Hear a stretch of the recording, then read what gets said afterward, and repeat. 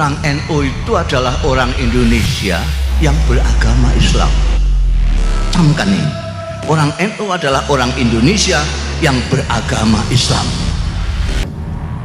Saya ulangi lagi, orang NU adalah orang Indonesia yang beragama Islam, bukan orang Islam yang kebetulan di Indonesia, bukan turis orang NU itu.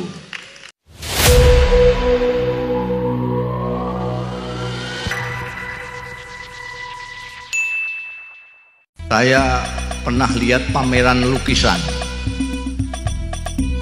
di Magelang sana, itu ada museum lukisan besar sekali, ada pameran lukisan. Saya nonton, di antara lukisan macam-macam, pemandangan, kuda dan lain sebagainya, dan cewek cantik segala macam.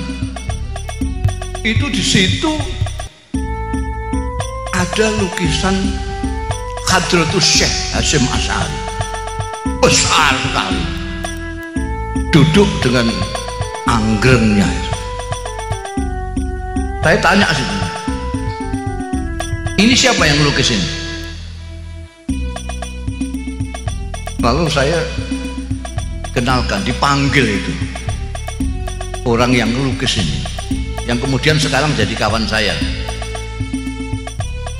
Saya dipanggil sama penyelenggaranya itu, terus saya kaget, saya yang melukis ini saudara kita yang Cina, malah bukan hanya Cina, terus singkek kalau sebenarnya beripate meh gak ketok.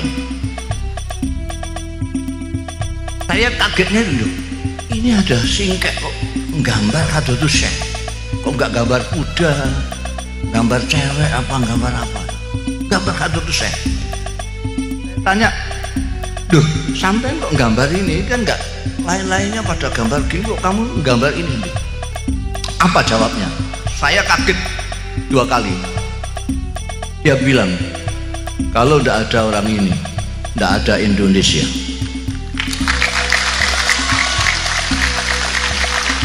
Saya itu merinding. Duh, saya dekati sampai ini, dia ternyata tahu sejarah. Saya terus teringat, saya menemukan buku bahasa Arab terbitan Kuwait, yang menulis buku itu Sayyid Muhammad Asad Shihab. Dia adalah dulu wartawan yang mengcover berita revolusi Indonesia di Indonesia ini. Jadi mulai sebelum kemerdekaan beliau sudah mengcover berita-berita di Indonesia ini. Buku yang saya temukan itu, bukan saya temukan, saya dihadiahi oleh Allah Yarham Kiai Abdul Mukhid Muzadi, penasihatnya Rois Am Kiai Ahmad Siddiq dulu. Judulnya buku itu Al-Allamah Muhammad Hasyim Asy'ari Wadi'u Labinati Istiqlali Indonesia. Kalau diterjemahkan itu, Maha Kiai Muhammad Hasyim Asy'ari, peletak batu pertama kemerdekaan Indonesia.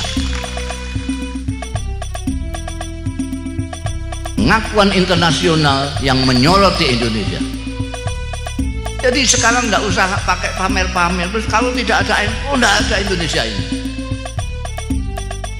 Karena itu orang NU nggak usah teriak-teriak Indonesia harga mati segala macam, nggak usah. Mulai Tuhan sampai orang-orang yang ahli sejarah tahu semua. Kalau nggak tahu berarti nggak tahu memang. Ya jahil gitu saja. Nggak usah. Saya dipanggil di mana-mana, diundang untuk seminar, ceramah kebangsaan. Loh, sampai ini tahu saya enggak? Saya itu orang NU. Kok diajak ngomong kebangsaan, bangsa apa yang akan dibicarakan? Yang sampai maksudkan kan bangsa Indonesia loh. Iya loh. Loh ngapain? Loh saya ini orang Indonesia. Saya orang NU. Sampai tahu enggak orang NU itu? Bedanya orang NU dengan yang lain? Sampai ini tahu nggak? berarti nggak tahu sampean tanya apa gitu. Orang NU itu adalah orang Indonesia yang beragama Islam. Camkan ini, orang NU adalah orang Indonesia yang beragama Islam. Saya ulangi lagi, orang NU adalah orang Indonesia yang beragama Islam. Bukan orang Islam yang kebetulan di Indonesia. Bukan turis orang NU itu. Paham sampean? Dulu sampean dengan namanya Ashari, M-Top yang ngebom di Indonesia. Orang mana? Bukan orang Indonesia. Bisa dipahami lah sedikit kalau ngebom Indonesia, karena dia bukan orang Indonesia. Tapi kalau ada orang Indonesia kok ngebom Indonesia, itu otaknya miring itu. Orang NU tidak usah diajari soal menyintai ini. Saya ini kemarin satu-satunya kiai atau kiai pertama, mudah-mudahan akan terus kiai pertama yang mendapat anugerah tentang hak asasi manusia, pejuang hak asasi manusia. Saya pidato di hadapannya orang-orang pinter-pinter. Wah, tidak ada yang tidak dokter itu. Profesor, dokter. Padahal saya itu intelek kendilen. Pesantren tos yang tidak pernah sekolah, kecuali sekolah intelek kendilen itu dari kendil itu loh, ngeliwet sendiri di pesantren itu. Saya hanya mondok di Lirboyo, kemudian di Krapiak Jogja, kemudian di ayah saya sendiri Rembang karena kurang biaya. Saya ngomong sama hadirin ketika penyerahan anugerah itu, saya tidak tahu apa yang namanya HAM yang dicetuskan di Barat pada abad ke-7. Saya tidak tahu apa itu nasionalisme. Saya tidak tahu. Isme itu dari Barat saya tidak tahu. Kalau Gus Dur tahu karena dia pernah sekolah, karena beliau intelek, orang kota. Saya ini orang desa. Tahu saya, kiai saya di pesantren mengatakan kepada saya bahwa Indonesia ini rumah kamu. Itu saja. Dan itu yang saya apalkan sampai sekarang. Kiai saya mengatakan Indonesia itu adalah rumahmu. Kamu sujud di tanah Indonesia itu. Kamu menghirup udara Indonesia itu. Itu saja. Saya tidak tahu ini ada kaitannya dengan nasionalisme atau tidak. Ini kebanyakan kiai NU itu begitu. Dulu Kiai Sirajuddin, Kiai Wahab Hasbullah, Kiai Bisri Samsuri, Kiai Hashim As'ari, Kiai Muhaimin, Kiai Baidawi, Kiai Maksum, segala macam itu. Di sana ketika sekolah, ketika ngaji di Mekah pada waktu itu ngajinya di Masjidil Haram. Itu setiap kali kiai-kiai itu di Multazam, yang saya tahu adalah Kiai Hashim As'ari dengan kawan-kawannya yang dari Malaysia, dari Pakistan semua.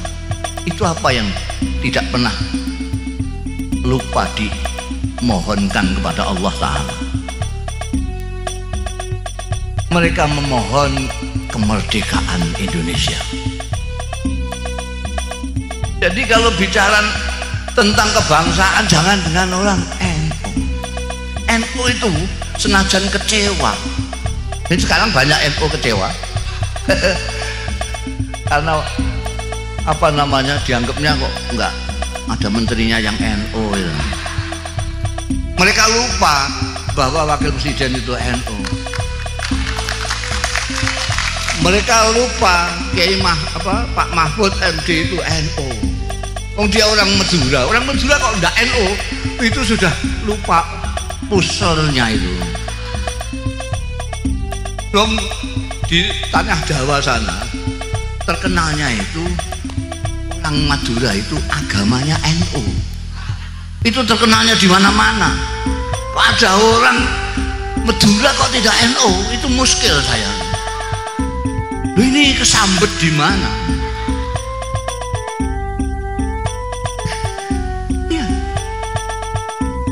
Itu sekarang banyak yang kecewa, ya Allah. Biasanya Menteri Agamanya kan NU. Oh sekarang enggak NU. Nah, apa itu? Tentara. Loh, tentara apa enggak boleh NU? Loh, orang itu enggak ngeliat ini Wong bupati aja NU kok. Malah pembantu pengurus wilayah NU. Bupati tadi itu. Jadi bagaimanapun kecewanya orang NU dengan Pak Jokowi yang tidak memasukkan orang NU ini kok sidik gitu maksudnya, tapi tidak akan macam-macam karena kesetiaan loyalitas daripada Nahdlatul Ulama itu kepada Indonesia, bukan kepada pemerintah. Loh, kita kalau mau kecewa zaman Pak Harto 32 tahun orang NU itu dipinggirkan paling pinggir. Sampai yang tua-tua ini masih ingat 32 tahun NU dipinggirkan. Ketika NU ikut tahun 71 ikut pemilu itu yang namanya tentara yang bikin Golkar itu nindas NU luar biasa, banyak kiai hilang, banyak macam-macam, tapi tetap dalam pemilu NU masih berkibar menyaingi Golkar yang pakai kekerasan. Habis gitu saking takutnya sama NU terus dibonsai, dijadikan P3 bareng-bareng yang lain. Parmusi sak pitulute itu yang nggak punya umat, itu yang punya umat mau NU tok. P3 itu warisan barokah dari Pak Harto. Jadi semua partai Islam dikumpulkan di situ supaya Pak Harto gampang caranya mengontrol itu. NU bisa.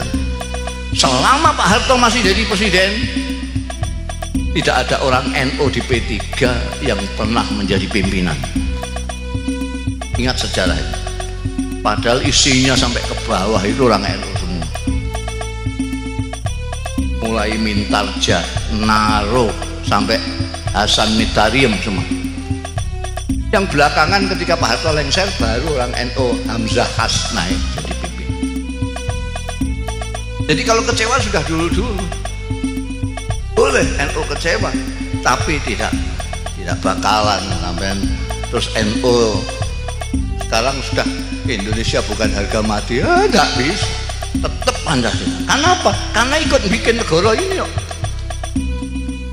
NU ikut bikin ini.